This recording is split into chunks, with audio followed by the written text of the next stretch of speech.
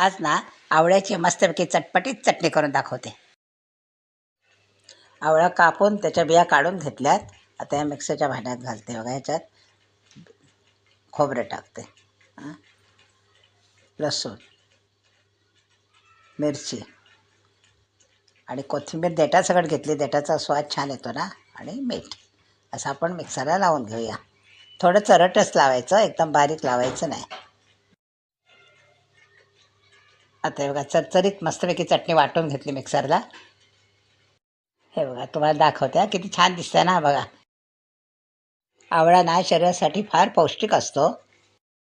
आता ही चटणी जरा मी चाखून बघते. हे बघा, छान लागते. मस्तच चव आली, छान लागते. तुम्ही पण अशी आवळ्याची चटणी कधी केली नसेल ना तर नक्की करून बघा. चपातीबरोबर, भाकरीबरोबर तोंडी लावायला ना खूप छान लागते.